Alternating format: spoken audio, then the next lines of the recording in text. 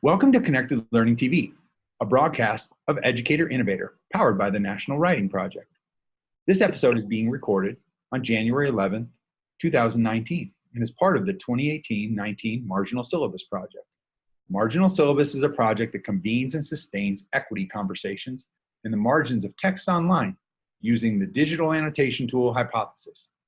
I'm Joe Dillon from the Denver Writing Project, and I'm a co-founder of the Marginal Syllabus project along with Renée. I'll be your host for this conversation. We've got an amazing panel here to discuss this month's reading, which is titled, When School Is Not Enough, Understanding the Lives and Literacies of Black Youth by Valerie Kinloch, Tanja Burkhard, and Carlotta Penn. We're excited to welcome the authors to this show, as well as Michelle King and Cherise McBride. I'd like to start by asking everyone to take a moment to introduce themselves, please. Hi, I'm Valerie Kinloch. I am the Renée and Richard Goldman Dean here at the School of Education at the University of Pittsburgh, and I am excited to participate in this conversation. Hello, my name is Tanja Burkhard. I'm a postdoctoral associate at the University of Pittsburgh School of Education. Thank you so much for inviting me.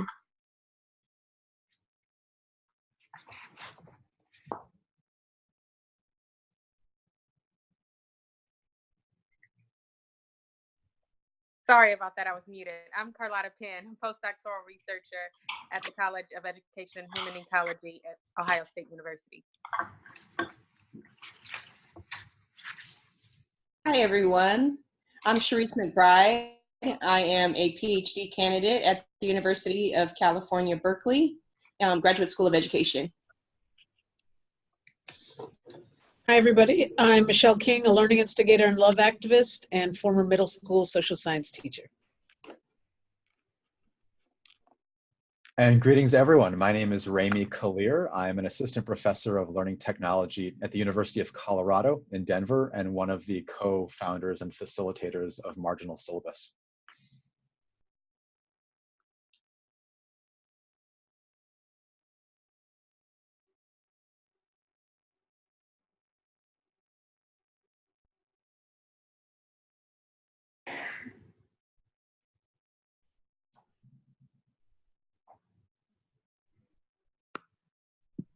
Hi, can folks hear me? Yes, you're back, Joe. I apologize. Yeah, I slipped away during the introductions. I know you all probably did a fabulous job on the introduction. So thanks for your patience with the technology. The way we always like to start these conversations is by asking the authors to provide a little background about this article that I know everyone's really excited to discuss. Would you all mind just taking 5 to 10 minutes to give us background about the article itself, maybe the research, maybe the writing of it, whatever you think is important for readers to know.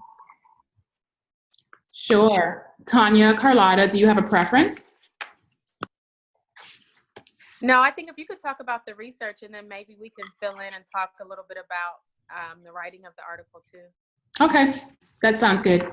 And so I'll just briefly talk for a few minutes about this whole idea of when school is not enough. And so, you know, throughout the course of working with different students of color in communities of color and in different schools located in urban environments, it's always been a question for me about what it is that we're doing in schools with young people. And how are we engaging with young people to support their literacy engagements, to think about their lived realities, to think about their cultural histories and perspectives, their epistemologies, and in conversations with so many young people, from thinking about Khaleeq, who is from the US Northeast, and thinking about Rendell, who's from the US Midwest, we've always grappled with the question about what is schooling meant to do? What is the overall purpose of schools?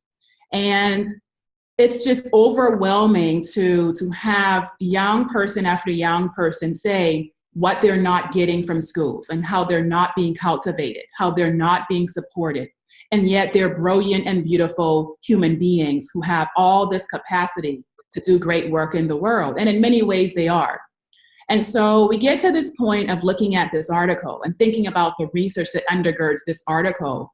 And clearly I've heard school is not enough. And in many ways, I've also heard from young people that what is the purpose of school in this country in particular, when in fact, many young people don't feel connected to school. when some young people feel as if their sense of being and their humanity is not, these things are not included in how we're teaching, what we're teaching, and why we're teaching. So we get to this perspective here. And, you know, we came together, the three of us, to really think about some of the data, to think about the research that I was engaged in before and after. So before I worked with Rendell, I worked in New York City with Khaleeq. And then after working with Khaleeq, going and working in a place like Ohio, where it's clear that we have different groups of students, but they're asking the same types of questions. So we get to this piece. And Carlotta and Tanja and I thought really deeply about what does it mean to focus explicitly on how young people are being supported in schools. How are their literacies and literacy perspectives being cultivated or not? How are we nurturing their spirits? How are we asking different questions about their trajectories and what their desires and hopes and dreams are for themselves, for their peers, for their families, and also in community? And then we get really quickly to the big question of, when school is not enough, what happens? When we have these pervasive failures, narratives of failures that get enacted onto young people, what is it that we need to do? And so hence we get together and we have this article here. And I'll just add to that, Dr. Kinloch, reading back through this article in preparation for this conversation, just really, caused me to think again about how crucial this is. Like, it's not just an article, it's a reality that students are living out every day in schools. And in my current work, where I'm going into the school several times a week in elementary school, noticing how, we talk a lot about standardized testing, but the standardized practices that don't take into account the realities and needs of students as individuals, and how those narratives of failure that you talk about are like the starting point from how many teachers and institutions view students and then deal with them. And that phrase then, when school is not enough, is just it's so relevant, I think, every day for students. I wanted to add on that when we wrote the article, Dr. Kinloch invited us as students to kind of co-author with her. And for me, as someone who's from Germany, and I did not have an extensive knowledge of the US educational system, or necessarily maybe more understanding of the system more so than of the narratives that may come out, I was able to see so many parallels between the narratives of students in Germany, students in the US Northeast, in the Midwest, and now the high schools that I'm entering, where the institutions themselves position students in ways that they're very aware of through these deficit lenses. And they do such a wonderful job of pushing back that I think reading the article allowed me to kind of go back through my past and into the present and think about how students are doing such an amazing job pushing back against their positionings through the institutions, but also it beckons us to think more about how we can disrupt the institutions from doing so and support students better in pushing back and creating their own counter narratives. Just recently, one of the girls I work with said, well, we don't even have to bring this up to the principal. I just know he doesn't care about us. And it reminded me of how Rendell said, I feel stupid in school. I don't know what it is. When I read outside of school, I understand. I see myself in the literature. I talk to my community about what I'm reading, but in school, I feel like I'm not doing something right. And it just reminded me of how there are so many parallels and some of the dynamics keep playing out that we mentioned in the article.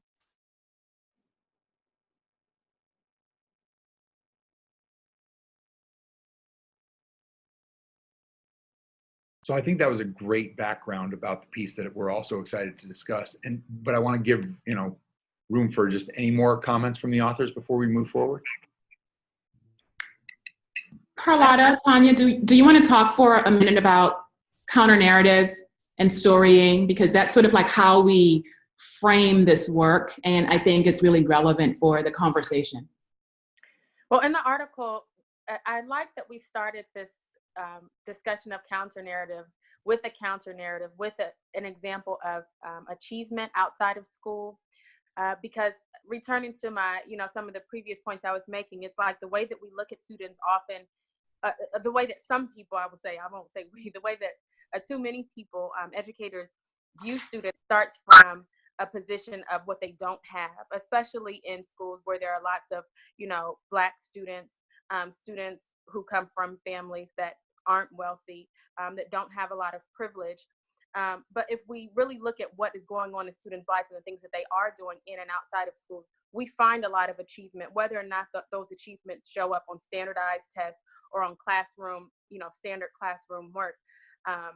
The counter narrative piece is that, we have to look for stories that that speak against failure, and really highlight the ways that that students are excellent and can demonstrate achievement and excellence, and fight against, as Tanja was talking about, really talk back to and show out against the ways that they're positioned negatively in schools and in their communities, which I think is important about not having the dichotomy of schools and communities, because we have students who are walking into schools through their communities and being positioned and treated as not enough in and outside of those spaces by far too many adults.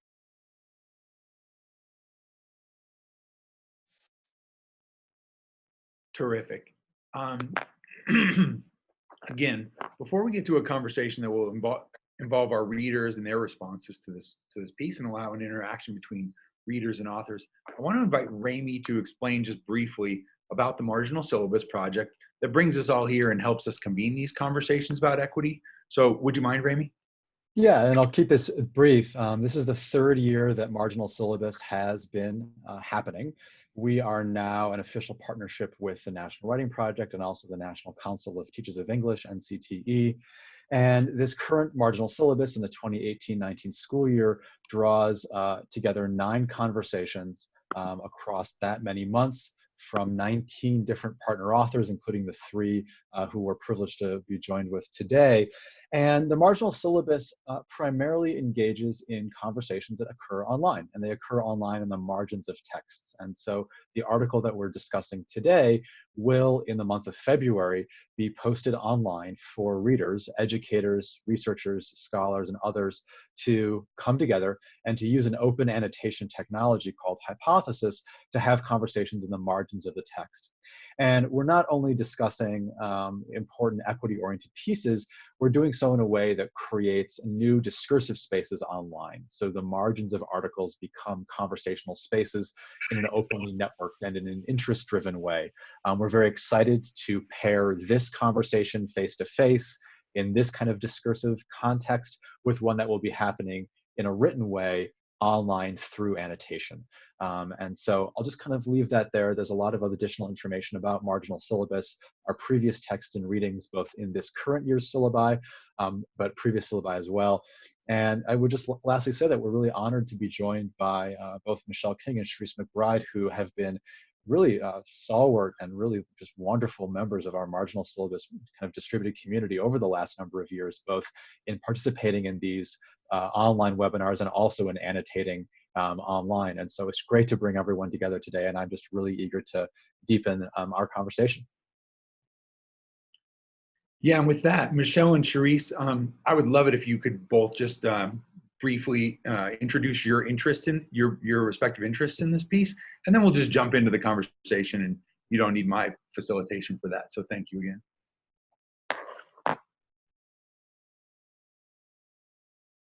Sure, I can start. So again, I'm Cherise McBride. I'm a PhD candidate at Berkeley in the Grad School of Education. I'm also a teacher educator in our multicultural urban secondary English program, which is now transitioned to be our Berkeley Educators for Equity and Excellence. I work with Dr. Jabari Mahiri, Chris Gutierrez, and several others. I come to this piece as not only a teacher educator and a literacy scholar, but as a mom of 2 girls, ages 6 and 9, as a Black woman, as a teacher. I've taught English in a continuation high school. So as I read, I felt like I was reading about my former students. as I read about Khaleeq and Rendell's stories, I was taken aback. And I don't know if we want to go right into some of our reflections, or actually I'll give Michelle a chance to kind of jump in and introduce herself as well. I was deferring to the West Coast, so thanks. I love that you brought in your identities, because I think that's what this piece spoke for me. It first spoke to the human part of who I am, and it recognizes the inherent humanity and goodness that each of us holds, and I think that's what this I found quite beautiful about this article. And it says that. For me, it says that first and foremost, we all hold a truth about what it means to be human in our particular bodies, where we live, in history, and the truth is symphonic. And the fact that we cut ourselves off from the truths of the lived experiences of young people all around the country is actually a detriment to the whole of society. And so not just the story that was told, but how the story was told and the methodologies, I think, really more and more, my heart was quite joyful, because I think that was, the beauty was also in the details of how they went about finding these stories and constantly being informed by what they learned.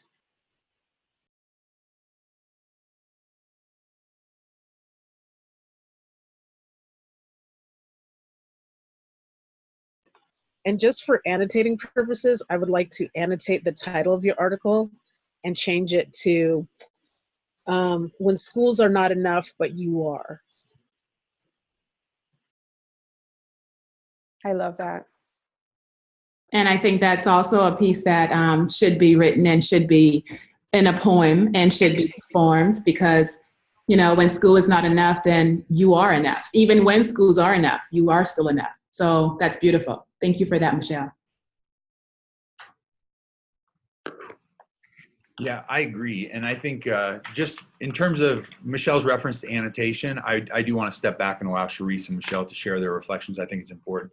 But I always like to just show some annotations there that I just, Michelle talked about the importance of, the humanity of this piece and the reference to the, the souls of the youth we work with. So I could talk at length about that, but I know it's better not to, and I really want to invite Cherise and Michelle to discuss what their reflections are. Yeah, so I'm happy to jump in. So one of my first annotations was right on page 45, looking at the vignettes. First of all, like Michelle was saying, I love the writing style. It reminds me of Shirley Bryce Heath's use of vignettes to capture what has, this, I'm sure, just depth of research and all these different data sources, but really capturing the humanity and the richness of these young men's lives. I love the quotes and their voices that just shine through. So when Khaleeq is talking about his perspective on his home, and he's saying, this is my home, but that don't matter. Our struggle to live never matters to other people. Can we really do anything about it? And Valerie asked him, do you think you don't think you can do anything? Why are you participating in this project? And he says, it's about our community. I know that, but this right here, when he talks about this breathing, he says, but it's also about me. In school, like, I don't be feeling free, like sometimes I be suffocating and think I'm gonna stop breathing. Then we be out here doing the work. I'm breathing, feeling like I'm smart. That's how I always want to feel. So that to me just spoke to this struggle to live. I mean, the very essence of life, the breathing. When school is not enough for what? To me, that spoke to this question, to live, to breathe, right? When there's no space and you have to, then, it kind of resonated with Rendell's notion that you have to step away. School is not enough to even exist, to survive. And I need to get out of this space because it is toxic in some ways. School is not enough. Sometimes we're pushing for this notion of self-actualization and coming to a full existence of who you are, and that is certainly the goal where we want students to be able to exist as their full selves. But I think that this, you know, as we think about this struggle to live, we're talking about a very basic ability to move freely. And the way that the researchers brought that particular exchange in, I thought just gave so much texture to what these young men were experiencing, and that juxtaposition of going out into the community and having that freedom, even in this place where others may see a different, you know, perspective of what their community looks like. Giving that voice and that perspective on what they experienced was so beautiful. And also, I just want to say that moving into that self-actualization for them, beyond a sort of like radical individualism, but a community transformation is what they pointed to in this. It's about our community. I know that, right? That critical reflection that they offer throughout this piece is just so powerful. And I feel like that's something that as a teacher educator, as teachers, we need to listen to. You know, I love the way that this piece highlights their voice in sort of a rich, just, you know, rawness, clarity that is, you know, it's almost like in researcher parlance, you know, it's in vivo codes that we can see. But that's what any teacher, any of us can do that if we just listen directly to what our students are saying. And this is, it's just all laced throughout here. I just love it. Well, thank you for that. I just want to quickly say, you know, we all could do this. We all should be doing this. And I'm at a point in thinking about the work where maybe we can't all do this because we don't all have that compassion and we don't have the deep care that it's needed to work with young people. And if we don't, then we shouldn't be. And we shouldn't be in classrooms. And we should not be training, you know, prospective teachers to become teachers inside of public schools.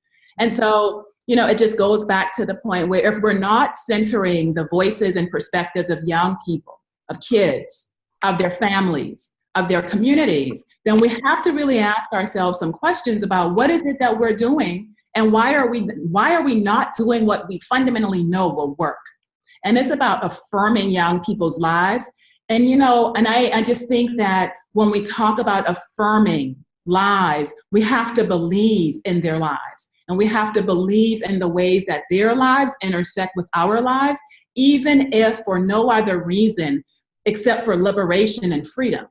And if education does not allow us to believe that and to practice it and to get it wrong sometimes, but we are committed to always working to get it right, then I have to question, what's the purpose of education? What is the purpose of people going into the field of education? What's the purpose of engaging in research that is educationally based? And all of these questions take me back to, you know, some of the things that Tanja and Carlotta and I talked about early on in this piece. And, you know, I think this is page 35, where even before getting into the theoretical and methodological frameworks and orientations, it's this question about, you know, when we have students and they're sitting in classes hungry, and we write, when they cannot see the words on the board or on the page, and when they experience school as a place where they are regularly bombarded with standardized tests, you know, it would behoove all of us to wonder, education as a great equalizer for whom? When they're forced to learn under conditions that rely on English only and zero tolerance policies, we have to inquire, education as a great equalizer for what? And when they are discouraged from relying on their family and community histories, you know, it's just intellectual traditions, their cultural practices, their voices, their beliefs, their loves, then we have to really stop and think, education as a great equalizer, where and how? And if it's not happening in schools, then I am of the belief that it's happening somewhere, and that's where we need to be. And we need to figure out how to get this work right in schools. At the beginning and at the end of the day, it is about the lives and the literacies and the liberation of kids and young peoples and families, and especially of those folks who really need us to step up and say, we know how to get this right, and it's all based in love. And if we can't do that, then we're not doing the work, in my opinion. And I want to add to what you're saying, Dr. Kinloch, because you just brought up the word love, and both Michelle and Cherise have talked about this human aspect and the humanity that's coming through. And I just want to honor the process that we were a part of when we were writing this article. And I think that the reason that the voices of the students in this article come through so clearly, and that the humanity feels so real, it goes back to your work as a researcher with those students, that you did not view these students as just objects for the advancement of your career or for some article. Whenever you talked about your students, your words about them, even your body language, it was always coming from a place of love, and respecting and just loving them as humans, as people, as friends. And in that same way, the way that you worked with us, as Tanya said, we were graduate students at that time. It's like, this is who you are as an educator and as a person. And it's not just about using these terms and thinking that we're going to go into schools and enact a certain kind of practice, but it's about who you are and what's on the inside and how you regard people. And the way that this article came together was through a process where love and respect, I think, was at the center.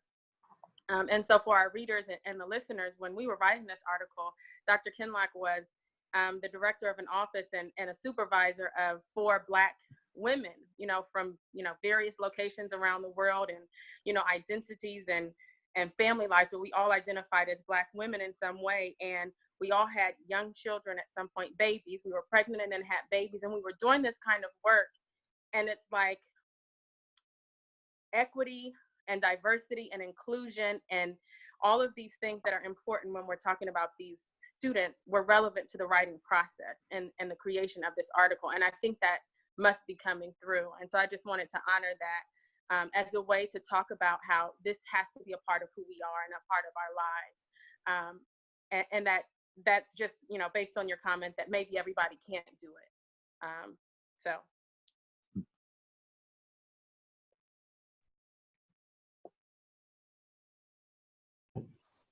I thank for everybody's commitment for bringing back the L word, and I think it's a powerful word to use, because when I think about metaphors, and we are as humans governed by metaphors, and one of my favorite is by Lakoff and Johnson, from Metaphors That We Live By.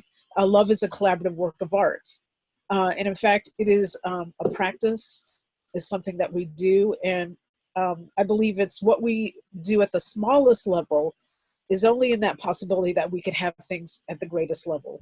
So if you are to talk about honoring the lives of people that you come encounter with, then how you tell their stories, how you listen. I think listening was a critical part of the practices that were used in the article. And I thought that was incredible, the fact that started there. And not just the listening, but I was really, I thought was quite beautiful. Perhaps this whole article is also against the ego, because the fact that as researchers, you are many times, your own process was transformed by those seemingly you came to transform. And I thought how you went back and looked at the surveys that you allowed the feedback from the 2 gentlemen to impact the way you did the survey. Even after you gathered all the data, there is still the dialogue with the telling of the story, the fact that you brought on Tanja and Carlotta, so that they said, hey, look, I think we see some different paths that you can go with the data. So I feel like the whole process was an act of love and listening in practice, and how it kept on, not just, it just kept on, I feel like you all were also transformed by the work. And therefore we are as readers. That's really important, because I just think that we have to have conversations about what we do and how we do what we do in community with other people. And, there's just this, I don't know how to say, when I think about this piece and I think about Khaleeq and even Philip and Samantha and Kim and all of those young people in New York City who I worked with. And then I think about Rendell and all of his peers, in Ohio.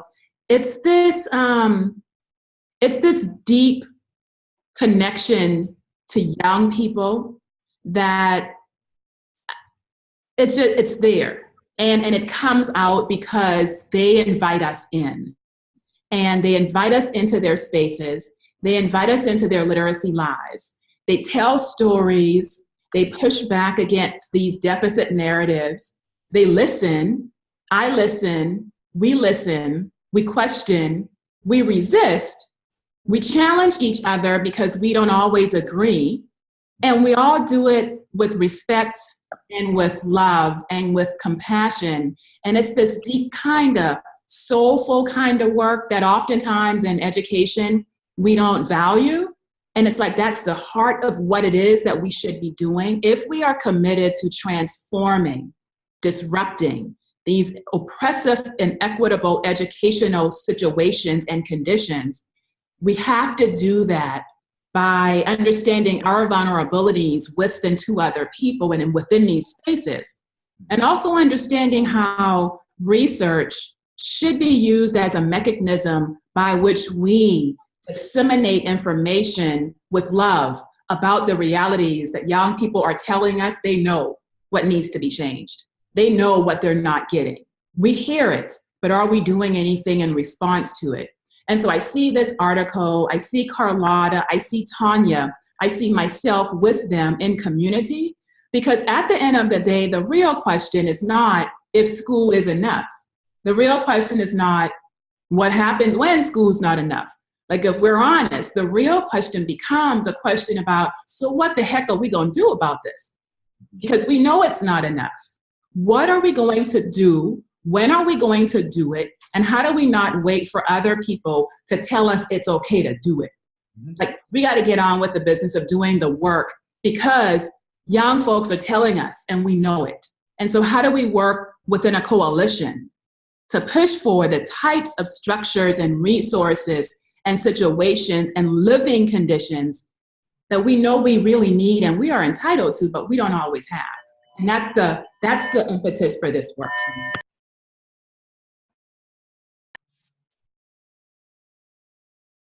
Cherise, I want to make sure we've heard from you in terms of your initial responses to this article, certainly, and maybe what Dr. Kinloch just said.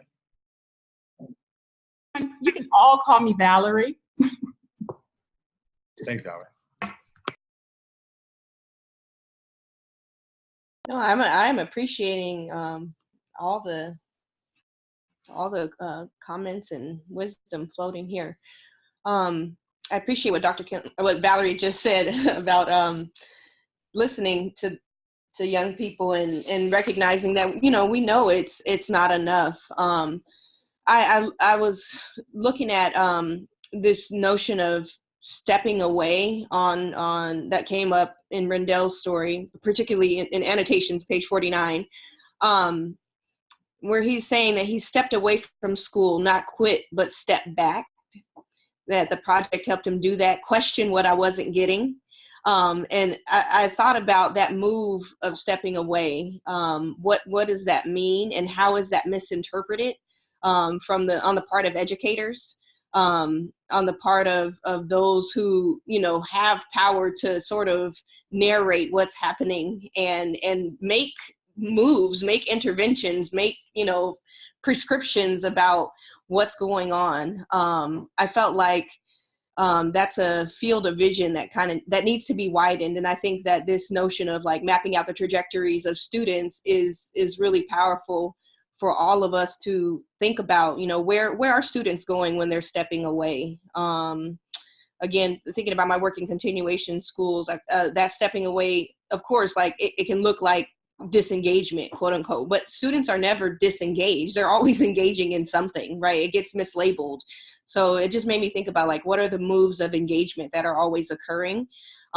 We as educators offer them one form of curriculum and one version of success and expect them to get with it. And that's not okay. So just I think that's just an ongoing question. But I love that the way that it was named, stepping away. Just wanted to continue to think about that. I think in alignment with that, both Khaleeq and Rendell were talking about how they received the messages that they weren't necessarily supposed to go on into college or go on into higher education, but maybe learn a trade. That came up a couple of times actually when I reread the article and not only actually wrote it. I was focused on other things in the writing process, but reading it, it just reminded me, of course, if you are receiving the message that where you're going is not, and what you're doing now is not going to matter because you are not fit for college or for higher education, then it's natural to want to step away. Why would one be motivated to do anything else? Or how would you bring your whole self into a space where your trajectory isn't a positive one or something that you can see yourself doing truly?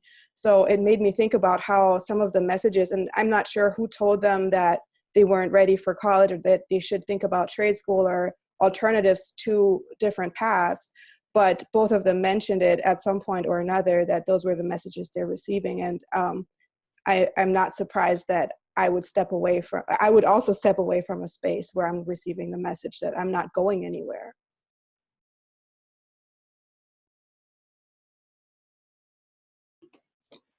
I once had this question with, some scholars talking about agency, and I said, is dropping out an active agency? Stepping away, stepping back. And a story that came to me that kept coming up as I was reading this piece was a short story by Ursula Le Guin called The Ones Who Walked Away from Omelas. And it was this beautiful town. Everybody was happy and joyful and everything was great and perfect. But there was this one bargain that was struck, and that was this child or being that was in the basement of this building that lived in filth and was completely undernourished. And sometimes young people or adults would go down and then walk away from that town, recognizing that their own supposed happiness was based on the oppression of another. And I think perhaps maybe that's a radical act to say that I am going to interrupt the gaze and imagination of who I am in the world by stepping away and trusting that I am more than enough. Because I think that's what this piece does too, is like, whose gaze? Whose imagination? And the work I feel like needs to be done in a lot of places. It needs to be done in that of educators and schools, but also of the young people. I think you hear that in the voices of the two young men that you hear a little doubts. There's can I be this literate person? I'm doing literacy. I'm doing all the elements of literacy. And can I be smart? And can I go to college? But, and perhaps can I imagine myself in the future? And I feel like in that way, it is taking back power. Where is the source of power? Real power, I feel like, is within oneself. And when you begin to recognize that, you don't need the validation, nor do you need the oppression or suppression of another to fully be who you are. And so I just want to throw that out. That's fabulous. That's beautiful. You already know it, Michelle, because that's it. And, when I think about Rendell saying stepping away from school to learn, and I'm sitting here imagining him saying it to me again. It's so complicated because it's not I'm stepping away physically only. Like, I'm stepping away. I'm not leaving this physical space, but I'm stepping away from you. And I'm stepping away from you, teacher, and I remember the moment. And I'm stepping away from all of this stuff that you say constitutes schooling. I'm stepping away from the fact that why in my K-12 education have I only had maybe one teacher or two who taught me how to love myself, because I am focusing on the literature of Black people across the diaspora. It's like, why haven't I done that? And when he realized that he was studying everything else about everyone else, and he never saw himself in it, let alone the history of Black and brown people in this world. And he needed to step away from that Eurocentric curriculum, and he needed to step away from everyone who continue to say that kind of literature, those kinds of cultural experiences are not important. And so this was a radical step in a way. You know, it was I see you and you don't see me because you don't include me in your curriculum. And it's also how you interact with me in very oppressive ways inside of schools that are supposed to be loving spaces. I'm stepping away from all this. And I need to figure out who I am in relation to who other Black people are in this world. And then I will re-enter into this larger conversation about education, because now I know. And that was radical and powerful. And I think in many ways, he continues to do that work today. And that's a beautiful part of this.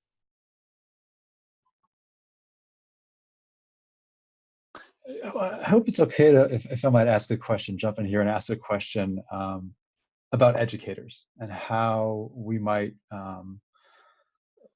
our authors, our readers, the we in this conversation here, not the global we, but the folks who are joined in this conversation here, might speak to some of the tensions that educators might feel in what's been brought up in this article, how to listen to and respond to the identities and the cultures and the interests of youth, how to honor the stepping back, how to be responsive to or respectfully perhaps watch the zigzagging trajectories and the different forms of literacies and sense making and storying that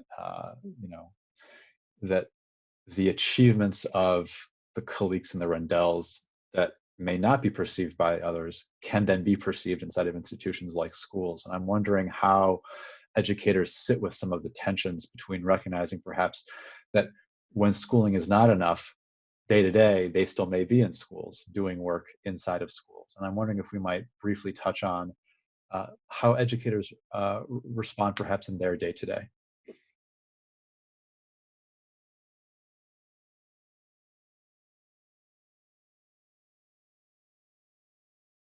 I was thinking about that same question earlier, and I was going to ask Michelle, excuse me, my phone fell, Michelle and Cherise about some of their experiences with, knowing that students need that love and support and all of the challenges that students are facing, but also that teachers are facing in so many schools that are, under-resourced, under-loved, and over-challenged in so many ways.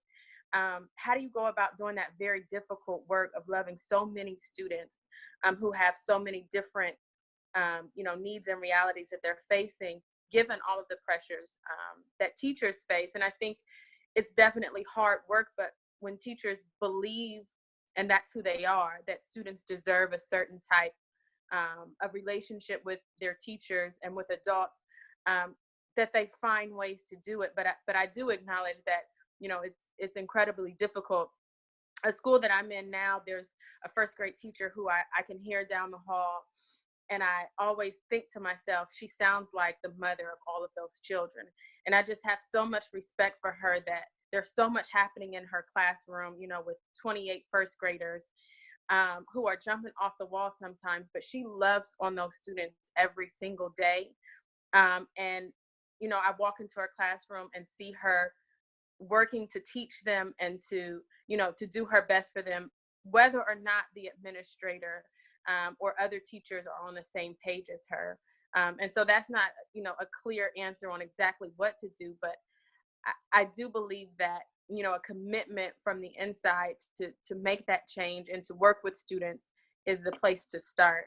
But I am curious to hear from some of the classroom teachers about how that's worked for you in the past. I just want to jump in for 1 second and just say that I appreciated the comment earlier about one of the youth who said that they knew they didn't need to go talk to the principal because they already knew the principal didn't care. And I think that also, there's a sentence on page 36 that said the overrepresentation of Black males in special education classes gets blamed on Black youth rather than on the structural inequalities endemic to US society. And I've got this little fascination with sentence frames, but I just wrote blank gets blamed on Black youth rather than blank. And I think that for me, if I'm trying to learn how to be an anti-racist educator and serve a community, better all the time, then I always need to go to that sentence frame as I'm doing any kind of a root cause analysis and any sort of data or any conversation or any kind of troubleshooting, I need to say, hey, historically, we're going to have this huge magnetic bias pull towards blaming these youth. And we have to first go right to the, to the degree that I have the capacity and the relationship to go right to the principal, I need to have that conversation first with the principal and say, hey, are we blaming this on the, let's understand we're probably blaming this on the Black youth rather than some systemic inequity. So let's troubleshoot that before we put it on the students we're tasking with homework and things to raise the issue for us. I just love that sentence from him, and I don't want to belabor the point, but I really like that. And I do think there are notions of advocacy here that I just find throughout, and it's helpful for me.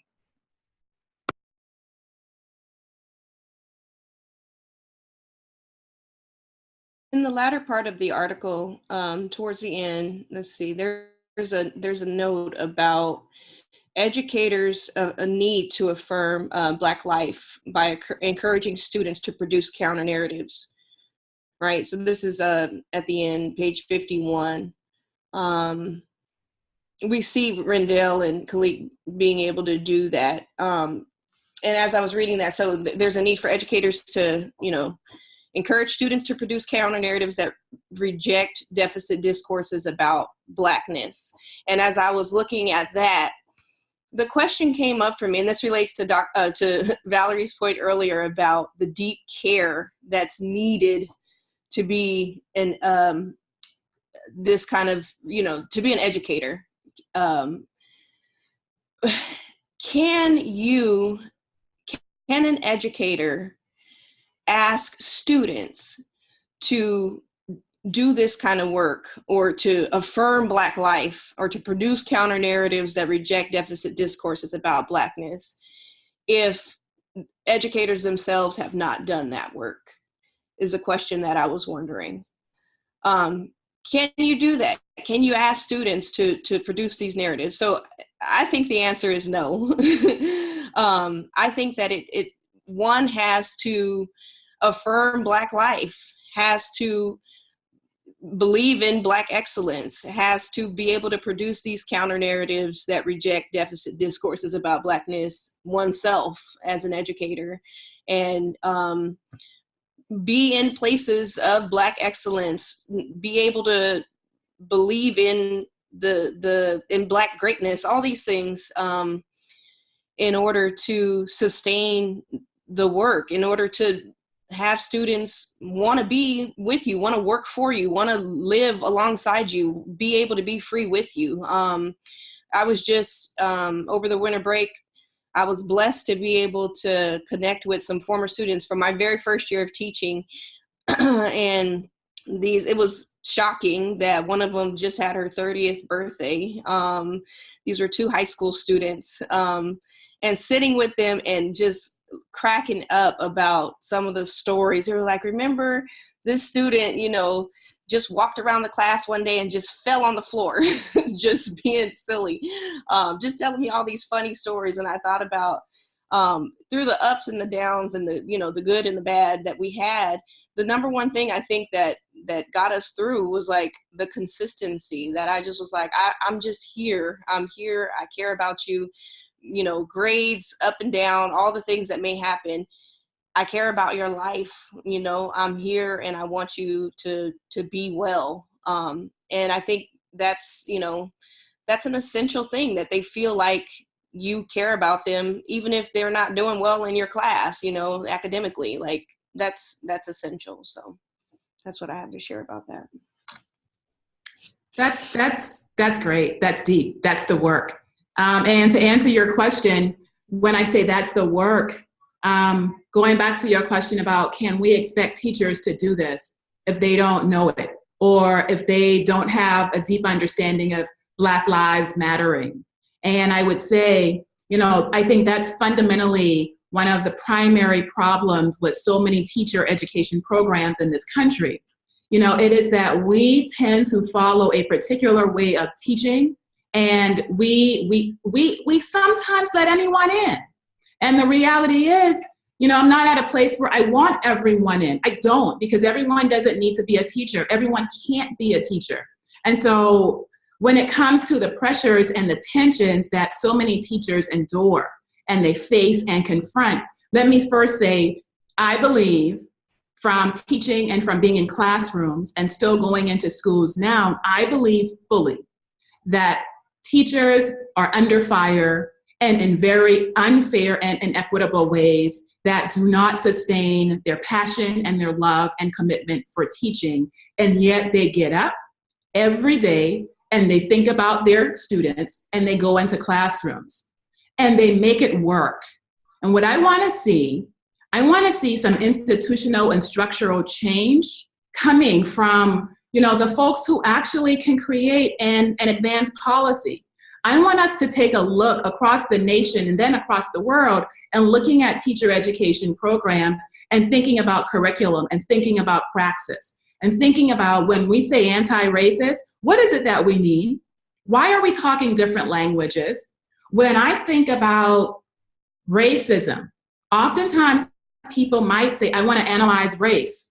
You don't want to analyze race, do you? You want to analyze racism. We want to actually critique racism.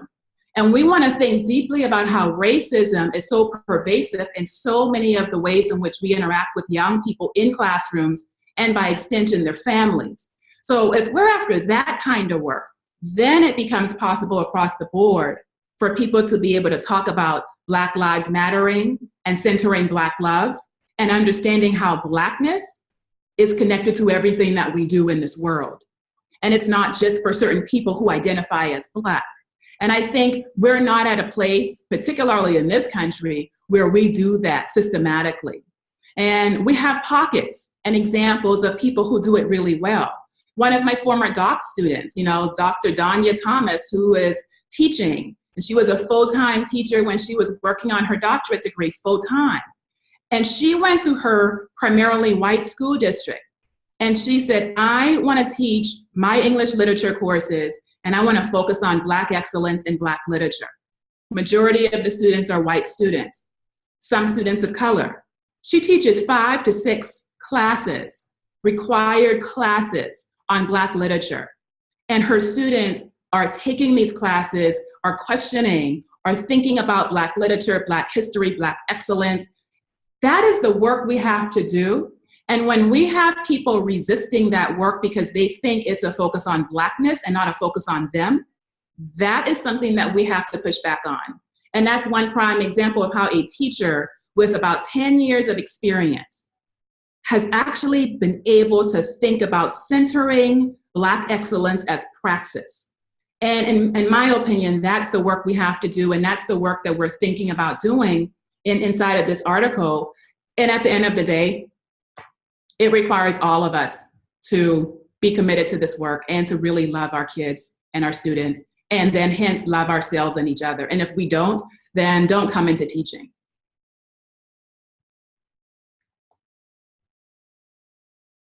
And with that, Dr. Kinloch, I'll say that what more this work takes is, you talk about Danya, is supporting those people who we know are doing that work. And so I live in Columbus with Danya, and she, recently just sent out that program, that course that she teaches. She's having a program in February. And it's like, we can't just look at that stuff and say, good job, you're doing great over there where you're doing it. But what she's doing is really important work. I think it's the only Black Studies course in the state that's required. And she needs support. People who are thinking critically like that and loving critically like that need the support of those of us who know that it's important and who value it, because there are so few people who are doing it. And I think that's one of the ways we can build momentum around normalizing that kind of work more. When school is not enough, we need to support those people who understand the ways to fill in those gaps with students, alongside students. I'm with you, and I would go back to, this is, I think it starts on 51, where you talk about the twofold strategies that, schools should provide students with opportunities to learn, succeed, experiment, imagine, and consider who they seek to become in the world. Therefore, our call to action is twofold. And I would say, kind of starting where Cherise talked about, the first one, I think it's threefold. And the first is to start with the educator. The first thing we teach is who we are. And I remember starting off as a teacher, I thought it was about the curriculum and the rules and all that. I mean, you are teaching something there, right? But I thought it was all about that. But in fact, it was how I showed up. And I think if we are even going to have a chance as education as a form of liberation, what does it mean for a teacher to be free? Teachers on the boots on the ground, day in, day out, know what they need for their kids. And yet I feel like we have been asked to try to problem solve a different question. So if we go back to this idea of like not enough, I think it's so easily in schools to solve a scarcity problem. There's not enough, I got to provide more. So that I think people work really hard creating bad solutions, right? But perhaps but there's no time, right? Because we talk about this idea of time and space. Schools value efficiency, and that's why we have very efficient ways of doing things. We kick people out of community, but we don't teach people how to be back in community, to restore, or to make amends in community. We say that if you can get it fast and furious, then you're really good, right? And we've done that with certain skills, math, but people really good at math wrecked the country in 2008, just for the record. We say, we don't talk about social sciences, we don't talk about the arts, so we limit the ways in which, so you begin solving the wrong problem. I got to get the kids all this, I got to get them all of this information, but it never allows you to say, they already are whole and enough. And what can I do in my small, like when you think about the scope of the life of a human, it's like I am just like this one little, maybe my work is just a seed. Maybe my work is just to support and love. I feel like we create almost systems of aggression because it's based on this value of, scarcity. It's not enough. And we're all working really hard to make people who we don't believe are enough, and it's still not enough. And so I feel like, let's go back to the root. What are the questions we need to be asking? Do I have a capacity to even see my full humanity?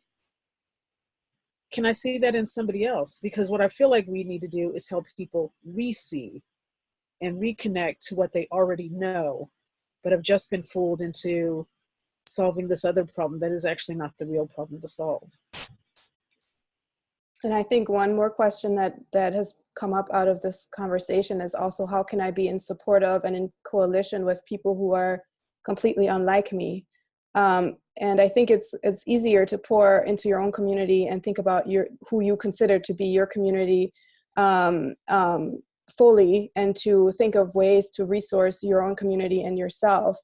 But to think of people who are unlike you, and even if that's on the surface, and how to be in coalition with them and to support them, I think allows us to expand kind of the ethic of love and the care that we should have for each other, and to stop thinking about only resourcing and only creating moments of scarcity and how to address them and patch them, but to think more expansively of ourselves in communion with others.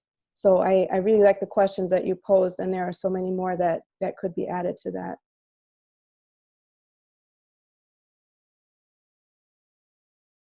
I'll just end with saying today's conversation is a life-giving one for me. I really appreciate being a part of it and consider it an honor. So thank you all so much for giving me the opportunity to reflect on your work with you and to generate continued new ideas. Thank you all so much.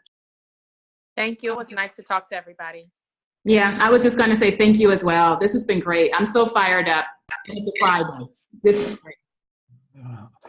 Let me also just express my thanks. It's just such a pleasure to listen and learn from such a wise collective of just inspiring scholars and friends and colleagues. So thank you all for joining us today. And I hope that listeners of this webinar and then readers of this very important article also find the inspiration and engagement. And just as a reminder that in a complement to this conversation and this webinar, the article that we've been discussing will be appearing in February online as a publicly accessible forum for others to read and to annotate and to continue this conversation. And we look forward to doing so. And again, are so thankful to Michelle and Cherise, our reader respondents, and of course to our partner authors, Valerie and Tanja and Carlotta. This has just been such a lovely conversation. Yeah, thank you so much for this space. I'm sorry for interrupting, but I've never been in a space like this, and it's amazing. Thank you. That's Joe's at school. That's his school bell. Those are our school bells that sound like train whistles. So I want to echo Ramey's thanks and echo my my hope and my excitement about the conversation that will emerge in the margins of this piece. Because if it's anywhere nearly what I don't expect to come anywhere close to the conversation we just had, but I really look forward to what happens in the margins of this piece.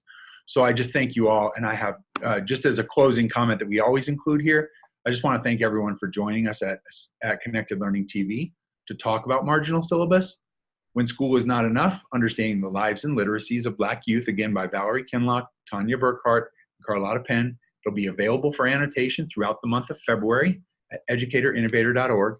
And then you can join us again in early March for the next article and author discussion. So for updates, subscribe to our blog and sign up for monthly newsletter at educatorinnovator.org.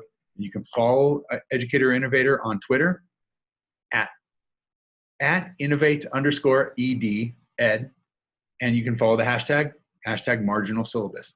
So thanks again, everyone.